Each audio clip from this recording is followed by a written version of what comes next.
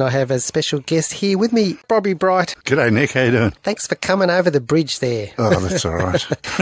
Now, what we normally do is we start at the start. You're born in Watford. I was indeed. And you're still a Hornets supporter. Yes. Yeah. You came when you were quite young. How old were you? 7. You came with your mother? Yep. Where was your father? He stayed in England. I was one of those first single-parent children. When I went to school, I was the only guy that didn't have a dad, so to speak. Did you see your father again? Yeah. Did he come here or did you go over there to visit? Both. And so you came to Adelaide?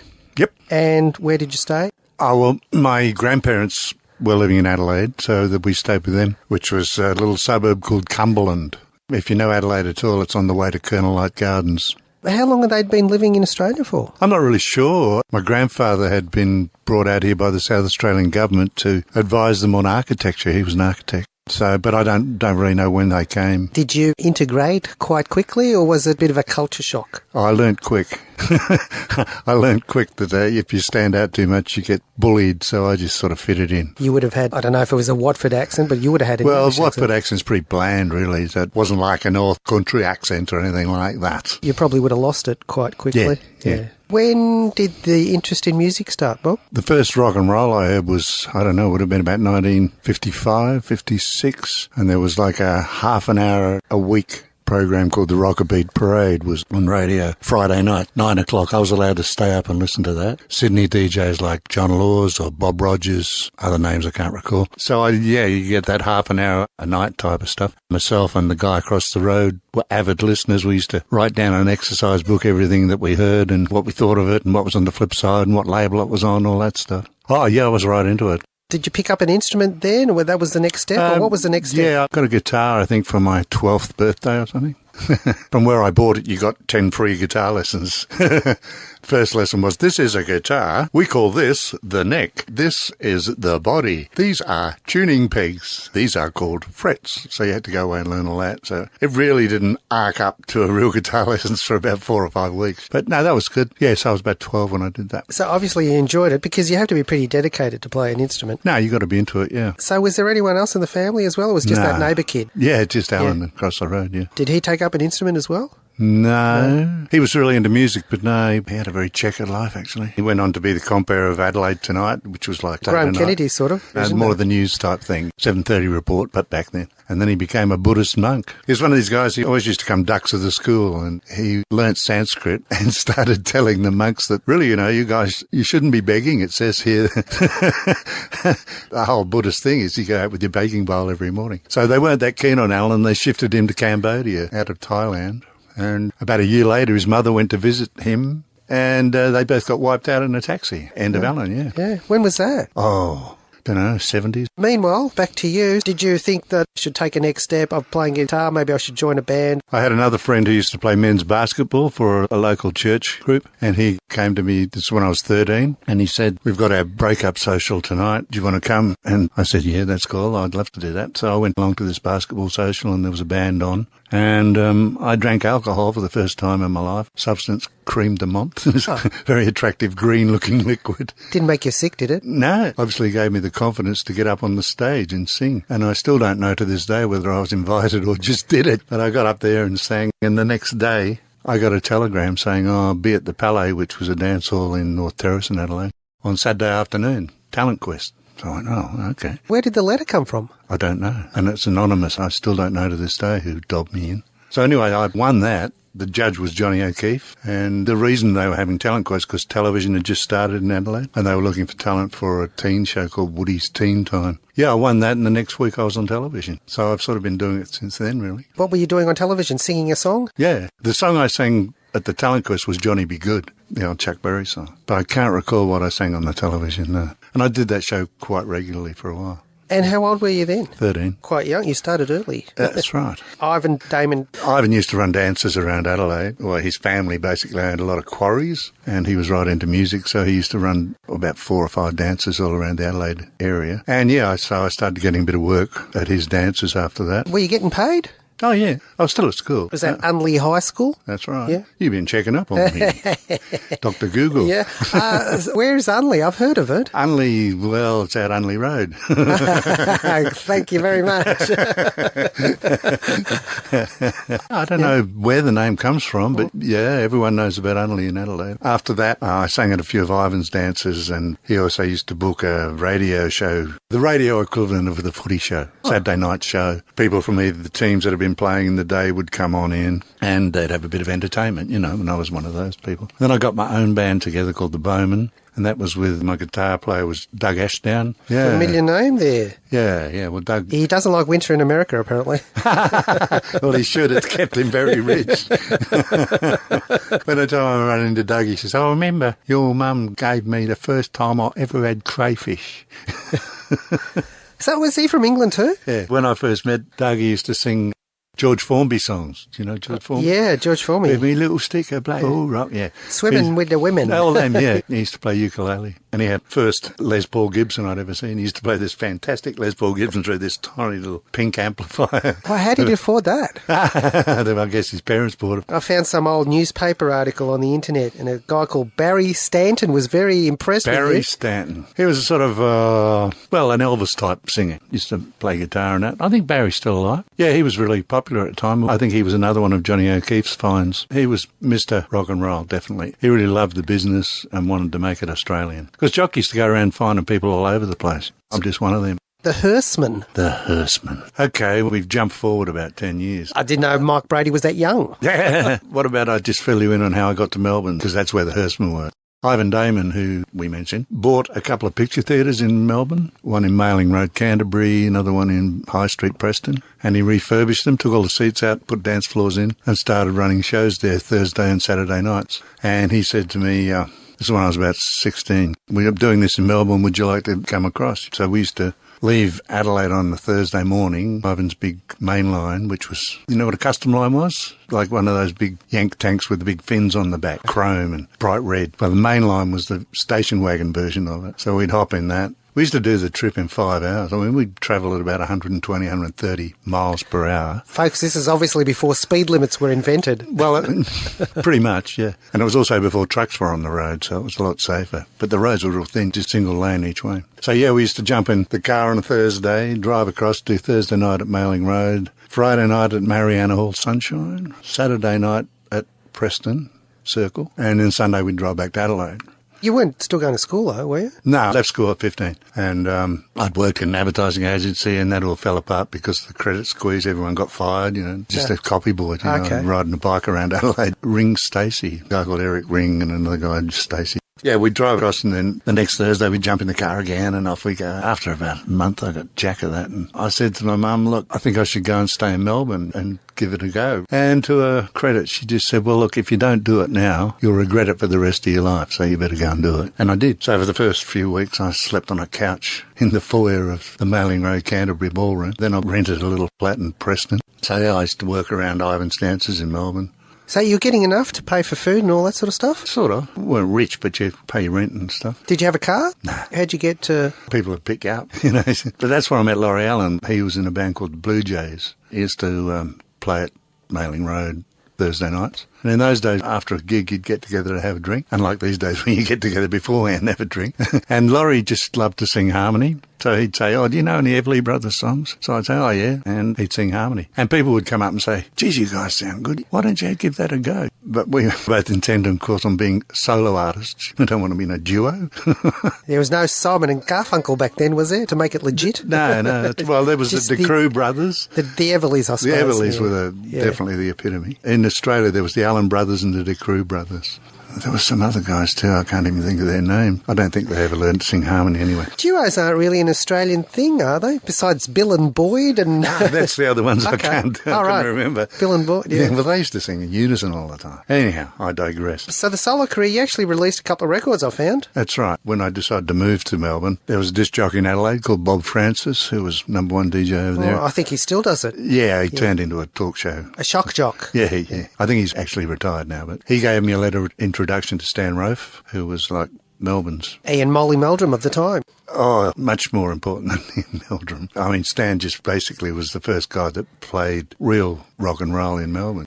And Stan introduced me to Ron Tudor, and yeah, I recorded for W&G. Part of the deal, if you recorded, was that W&G, because they were a publishing company, White and Gillespie. W&G has studios just off Flagstaff Gardens in Melbourne. And if you recorded, you had at least one side of the record had to be original, so they had the publishing contract. And Stan Rowe played maracas on that session. So that's how the first song I wrote was the flip side of the record there. That was called Great Day Coming Tomorrow. Girls Never Notice Me was the one I wrote. Obviously, they thought a bit of it because you did another one for W&G. Defeated by His Heart. That's right. I wrote that one. So that was all happening. And the second single I did for W&G is actually the first Bobby and Laurie record, because Laurie sang harmony on that, but was never advertised as such. After people were saying you guys should try that out, singing together, we decided, well, maybe. We actually thought we'll book ourselves out as two solo singers who sing a couple of songs together at the end of the night. And that's when we met the Hurstman, which was Mike Brady and the Hurstman. So did they back you? Yeah, but we used to do an act. It was the years when Screaming Lord Sutch and people like that were I love Screaming Lord Sutch. Yeah, so did we. So we worked out this act where the Hurstman would come on with a coffin, and they'd carry the coffin on, and they'd put it down centre stage, and they'd play a couple of songs, and then they'd introduce Laurie Allen, and Laurie would come out and he'd sing, "Smoke, smoke, smoke that cigarette. Smoke, smoke, smoke until you smoke yourself to death. Hail St. Peter at the Golden Gate," or something. I can't remember the rest. But anyway, halfway through Laurie singing that, the lid of the coffin would creak open, and I would launch out of it in a black shroud with green makeup on and basically terrorise anyone in the place. So that was the start of Bobby and Laurie working with the Hurstman. I'd never imagined Bobby and Laurie being influenced by Screaming Lord Sutch. Oh, yeah. Because Laurie was real showbiz. He'd been touring with the Blind School since he was about 9. So he'd toured with a lot of people and seen how show business worked. Was he from a showbiz family or something? No, his father used to write songs. Yeah. So obviously the response was good. The response was good. That was when the Go television show was just starting, and they approached us to sing on that. I think Laurie was crook or ill or something. He wasn't on the first show. And I sang on that. I think I sang You're No Good. You're no good, you're no good. They were starting up the Go record label, and they approached us, were we interested? And Laurie had just written this song called I Belong With You, but he'd written it as a waltz. Sort of dun, dun. When I hear a love song, I know where I belong, and so on. And I said, oh, mate, we've got to rock it up somehow. It's a good song. And so we did. And we went into the session, which was called Telefill Recording Studio. Normie Rowe, us, Easy Beats. I played harmonica on one of their tracks they did there. Basically a place where a company called Telefill, which used to make short films, used to store all their scenery, what are called flats. So they would basically just pull 4 of these down and build a square in the middle of the room with sandbags and put the tape recorder outside of it. That was your room. We recorded that. Success is very much a matter of luck. You can be best in the world. If you don't have the luck, it doesn't work. Our luck was having an engineer called Roger Savage. Well, he'd just come from England. He'd been doing stuff with the Stones, and he certainly was way ahead. And with I Belong With You, I said to him, look, how can we get some bottom end on this record? Records in Australia just got no bottom end. Very no tinny. Bass. Tinny, yeah. He said, well, what do you mean? Where do you want it? And I said, the middle's just got to jump off the radio. Stomp, stomp, stomp. So he thought, and he went outside, and he came back with this giant, don't know where he got it, but there was a railway sleeper, great big hunk of wood, and he put contact mic on each end. And me and Laurie, Ian McCausland, a couple other people stomped on it all through there. Doof, doof, doof, doof. And that's what really made that record jump off the air. Bob, the success of Bobby and Laurie was due to a pinched railway sleeper. You got it. As I mentioned, the book launch for the 100 Greatest Australian Singles, they thought of it so highly that they put it in their 100 Greatest Australian Songs. I would have added a couple of more and deleted some others. I actually would have put Jump Back, which I like a lot, and probably my favourite Bobby and Laurie track, which back in 2000 when we had our studios in Moorabbin, and of course you guys played your last show at the Moorabbin Town Hall, in the year 2000 we did a countdown of the 50 greatest Australia and New Zealand psychedelic songs. We had a pool of experts every second day. That's the one. So success was pretty instantaneous with I Belong With You? Yeah, it was. Just bang. What'd your mum think of that? She was pretty rapt. It was almost overnight. So you're getting all the trappings of fame back then. You're having crazy girls come after you and autograph hunters and everybody wanted a piece of you. All the trappings, yeah. And how was it? It was dead weird at first. Then you got used to it. Then you got jack of it over a period of a couple of years. There were some Saturday nights where you were playing 6 different gigs. Yep, that's right. Start in Broadmeadows, do a half an hour, then go on to perhaps a gig in the city, then maybe one in Baldwin and finish up in Frankston. Some of the gigs we do with our own band. Were you still hitching lifts, were you? Well, this time we had a driver. Not one of the Hearstmen.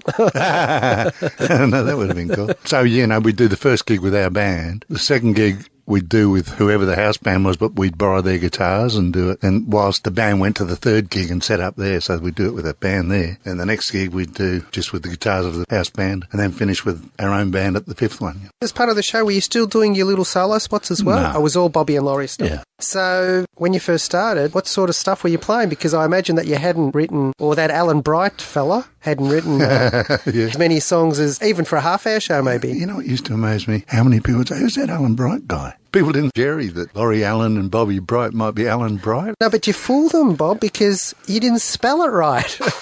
That's right. I think it was some plot to fool the taxman. Now it comes out. Which I bet didn't work. Were you both natural writers, let's say? How did that work? Because obviously the live stuff worked well. Yeah, we didn't really write together a lot. More like Laurie would write a song or I'd write a song. And like with I Belong With You, I arranged it thing and he'd come up with ideas for changing chords in the songs I wrote. But basically I wrote a song and he'd mess with it. Laurie had one of the biggest record collections I'd ever seen. Where did that go? Good question. Do you know? Look, I don't know. I prefer not to comment because it could get libelous. Do you have a whole room full of records? No, look, and stuff you'd never heard of. He was into R&B before anyone even knew what R&B was. For instance, our second record, came off a Doris Troy album. Doris Troy, who'd ever heard of Doris Troy? She's a Pink Floyd girl, isn't she? Well, she did go on to sing with the Stones and all sorts of people. She wrote Just One Look for the Hollies. So we were doing stuff like that. And also what we'd do, we'd read NME or all those sort of things and you'd see that someone had released a song called Down the Highway. So then we'd try and write a song called Down the Highway and see how similar or different it was. And it wasn't Down in the Valley. Well, I wrote that one. We just did covers, basically. Yeah, and we'd also do old rock and stuff like, I'm going to be a wheel someday, I'm going to be somebody, and Fats Domino. The good thing is that you guys still wrote, and we had a guy called John Carter on the show, and he wrote one of your singles, Sweet and Tender Romance. Oh, okay. What a great song that was. It all ended pretty quickly after you'd recorded Exposaic. Oh, yeah. That was released in December of 66. You broke up in February of 67. Does that sound roughly right? Yeah. What happened? You're still succeeding. Every Second Day wasn't a hit, which is, you know why? Far too advanced for the punters back then. It was. I think it was probably the first psychedelic record in Australia. I think you might be right. Jumpback's worn well, but I think this is the song. Mm-hmm. After 50 years, out of all I know, I've been listening to every single Bobby and Laurie track I can find. Okay, yeah. That is the one that sounds contemporary, that could have been recorded yesterday. That's Laurie and me playing guitars on that with Gary and Wayne, who went on to be Daddy Cool. That was recorded in 100 Albert Road, which was Bill Armstrong's studio. What happened to you two after Exposaic? Why did we split? If it had been... Why did Australia's Phil and Don split? Because we were sick of each other. And the reason we were sick of each other is because we'd just done, I don't know how many episodes of a television show, Dig We Must. What that entails is every day, Monday you're perhaps learning songs for next week. Tuesday you're having a meeting to discuss what we did last week. Wednesday you got a rehearsal for movements. So every day you're just living in each other's pockets. And if we'd been doing it these days, we wouldn't have split, we would have had a break. Well, we're having a year off, then we'll do an album or something. But in those days, you didn't do that. You were either working or split up. Everything was simpler back then. It was, yeah. That's basically why it all fell apart. But we got back together again in 68. That's because we got approached by Ron Tudor. But in the meantime, you brought along... Now, was that CBS single... Would you believe, yeah. So that was just after the breakup, 67 on CBS. Yeah. Laurie would have been recording as well while you two were apart. I think with the Laurie Allen Review. So what got you guys back together, Bob? Money, is it? No, it wasn't money. As I said, we never fell out as we didn't argue or anything like that. It was just, I don't want to do this. Laurie was more into country, I was more into soul. So there was a sort of a bit of difference there. Exposaic is a strange album because it's, it's a bit of country and a bit of That's right. soul with a bit of psychedelia. So Ron Tudor actually approached us and said, I've got this great record called Carroll County Accident. which he found hidden away obscurely at the top of the American country charts. Who done it originally? Porter Wagner, Dolly Parton's husband, I think. He wrote it. So, yeah, we did that. But, see, we didn't stay with Go. We actually went with Albert's after Sweet and Tender Romance, actually, I think. That's where we did Hitch Hiker. Hitch Hiker was done in Sydney. Out of that reunion, there's one song I really like, Through the Eyes The Eyes of Love. Great song. It's actually an old German drinking song. What I really like also, besides the voice, I also like that bouzouki-sounding guitar. That's Laurie playing that. What did he do to make it sound like that? Or was he playing a bouzouki? No, it's probably just dud strings or something. Well, hopefully he's not listening. And no, he won't be. He's dead. So that reunion lasted only a couple of years? Yeah. By then, Laurie was into the review. We did a few gigs. By then, I was into radio. I was on 3XY. You did a song for Warner Brothers? Oh, yeah. Who Will Bring the Rain? Remember Bellbird? Yes, Bellbird. It was a TV series. It was on after GTK. Right. Well, they did a film for Bellbird, a Bellbird film, which was all about a big drought. And Johnny Young wrote the song, and they asked me to record it. So I did, and it came out, was it Warner Brothers? Yeah. Bellbird the movie, was it called? Yeah, that's right. The theme tune.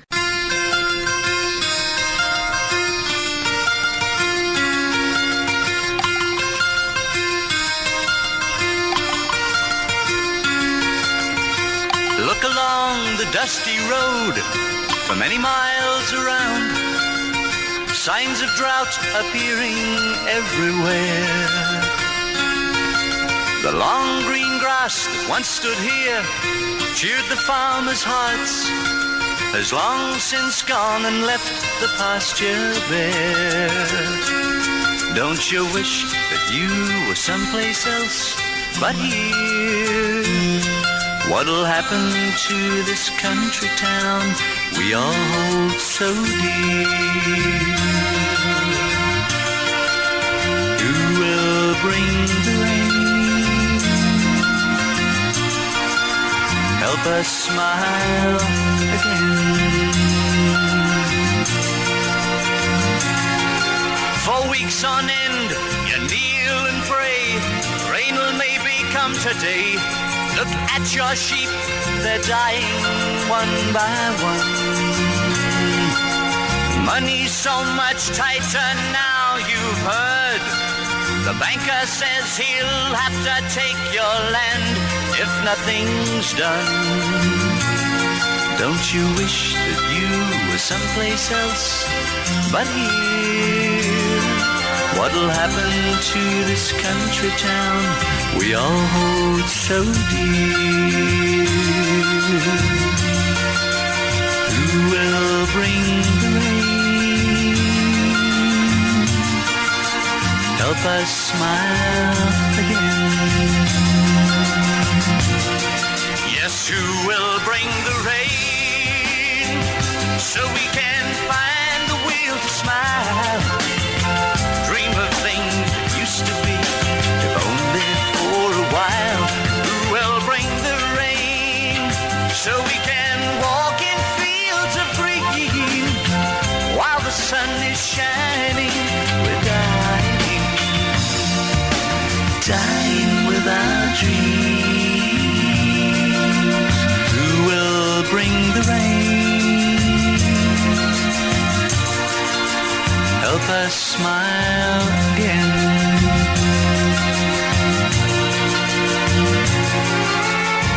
Look along the dusty road for many miles around.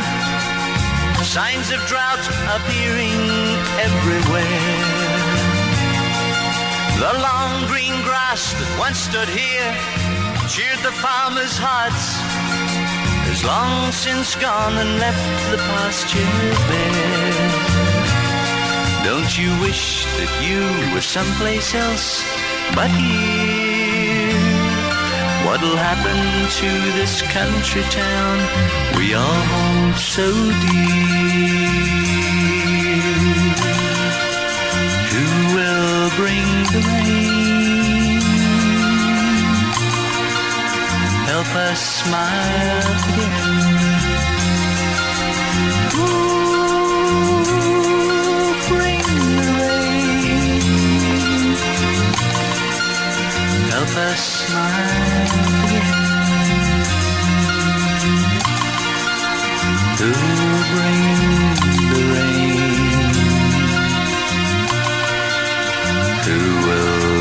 the rain. And also you were on Sparmac, Robbie G, one single there. It ain't changed none. And the B-side was called 20th Century Food Dispensary. Plastic chairs and tables. Yeah. Step inside and eat your fill and live if you're able. You still do that at your live shows, obviously. No, I don't. Actually. You did a solo album as well. So were you playing the live circuit? Yeah, I was playing a bit live, but mainly I was doing radio in those days. So was this when 3XY was more music, 3XY? Yeah, I was full on, top 40, you know. And also, Bob, you were moonlighting as an actor on Australia's 4 greatest cop shows here. Yep. Homicide, Division 4, Matlock Police and Bluey. Yep. Yeah. I never really considered myself an actor. I mean, enjoyed doing it. But I mean, it wasn't acting. It was more like training for a decathlon, you know. It was like run up that alleyway, jump over the fence, climb that tree, jump through that window, punch that guy, steal his whatever. Well, if you had done a soap instead of cop shows, it might have been a bit easier. Yeah. I did do 96, I think it was. You signing to different record companies, and for your solo LP, RCA came and picked you up. Yeah, that was Tweed Harris. Tweed Harris of The Groove. Yeah, well, I'd known Tweed since I was about 13. Don't tell me he was from Adelaide too. He was. Tweed used to play with a group called the Clefs, which later on went on to become Barry McCaskill's Clefs. But the original Clefs was Pat Alton was the singer, who went on to be... Producer. Very famous producer, yeah. I used to stand beside Tweed's piano and say, "Can I sing in the next bracket?" And he'd say, "Oh, I have to talk to Pat." And he'd make me wait till the last bracket to sing a song. So anyway, yeah, Tweed asked me to do an album for RCA. Because he got a lot of good musicians there together for you there, Bob. Yeah, he did. Tweed was a brilliant musician. He was one of the first guys I heard play really soul-y piano and all that sort of stuff, like Ray Charles type piano. I couldn't find a single. Was there a single? No. No, there never was. How come they didn't have a single to promote your album? Well, everyone thought we were being really avant-garde. The guys at AAV did film clips of 3 of the songs. That was only out for about a month. That was when Countdown was just starting. We submitted everything for Countdown. They just said, "Oh, I can't play that." Why not? We haven't got a single. Basically... That was a bit smart of RCA, wasn't it? Well, basically, Mr. Meldrum killed my album, yeah. Lasted a month and then RCA withdrew it. That and about 4 other albums.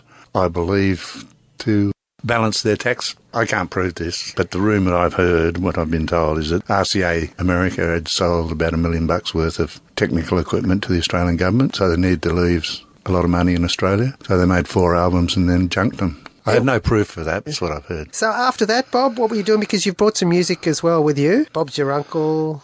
Basically just radio and a bit of acting, and then some stuff with Laurie. Then, whilst I was working in radio, part of the radio station is you have to turn up once a week to do commercials. And I was doing commercials with a guy called Jim Berenson, who was the godfather of voiceover. Jim really liked my voice and started getting me little jobs outside of radio. Like if he had a script where he needed the guy to go, "Yeah, righto," or whatever, I'd get the job. So basically I sort of drifted into voiceover work and it just took over my life. I was flat out every day doing voiceover. So that was much more secure living than trying to sing. So I just became a voiceover person for quite some years. "Buy 3 of these or I'd kill your brother."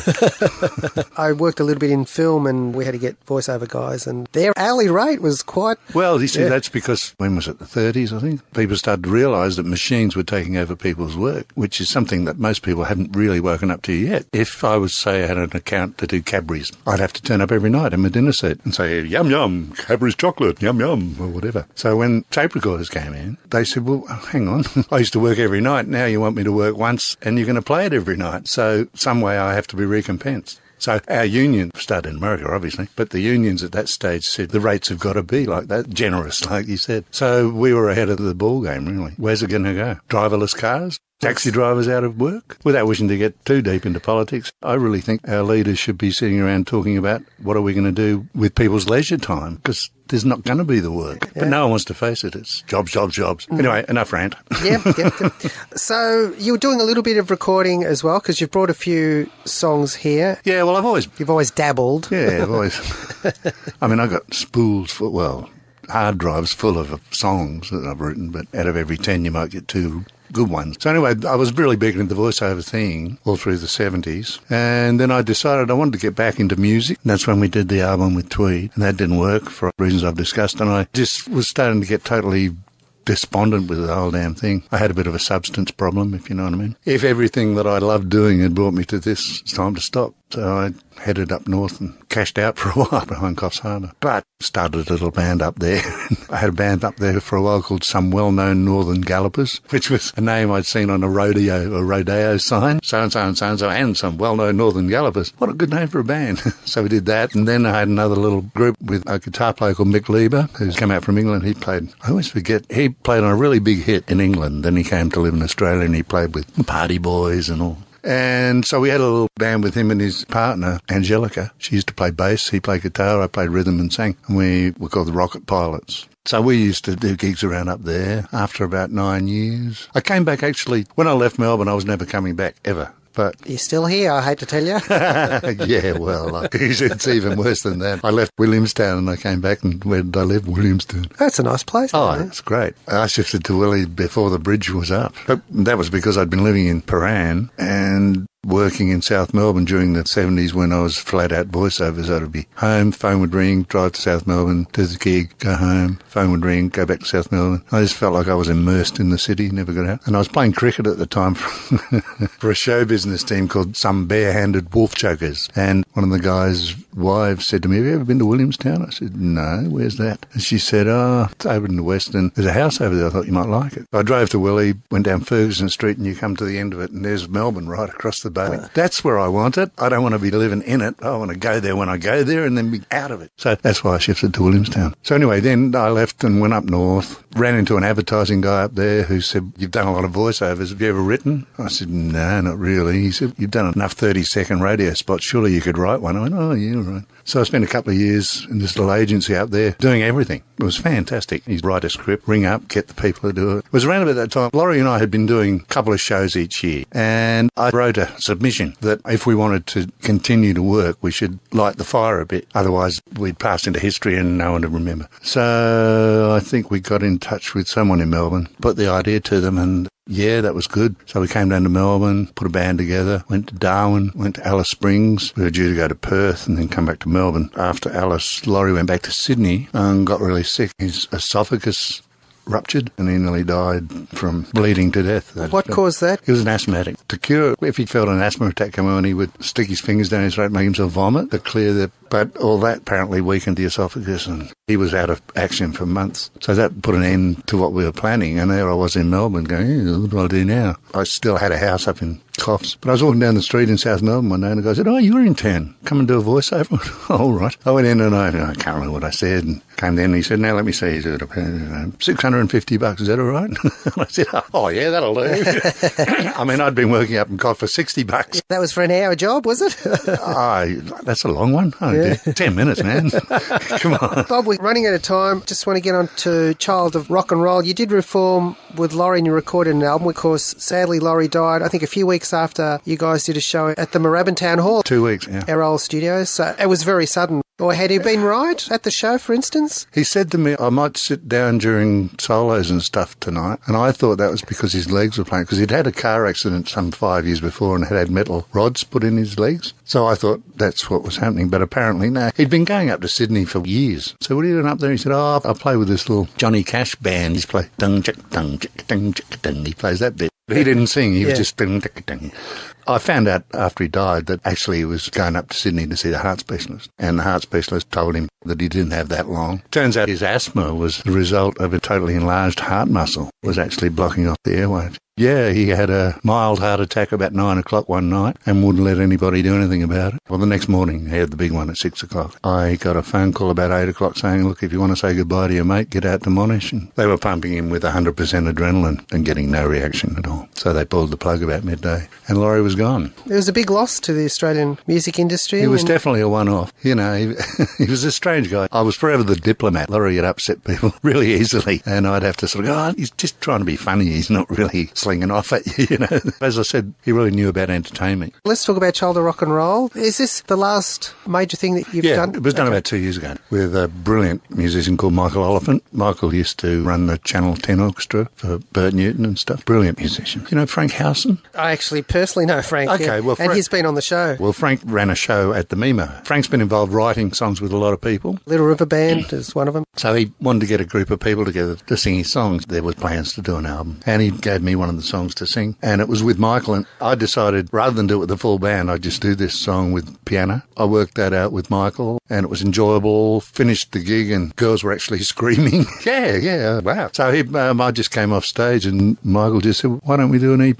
do some recording? So we did. We took about 18 months to get it together. The guitar playing and the keyboard playing, well, just everything. Jerry Pantaz's what a drummer. Fantastic. We just took the time, put it together. We tried a crowdsourcing thing and didn't really raise enough to do it, and then luckily found a benefactor. I'd sung at a party and he was blown out. He said, look, I'll finance it. Just get out there and show them that it's more than just being on a talent show on television. Came out, we had a reasonable success. I still sell a few copies here and there. How can we get it, Bob? A website, just bobbybright.com.au. You can listen to it there, and you can order it there and through PayPal. Well, we're going to play one track. Bob, we have to stop now. I want to thank you very much for taking time to come all the way down from the Williamstown western suburbs. It's been a pleasure, and you've given a lot of people a lot of pleasure with your fabulous music, and you're still doing it. Uh-huh. So, and no one's told you to stop yet? No one's told me to stop, and I got to say, it's given me a lot of pleasure too. Great, Bob. Okay, Nick. All right. See you.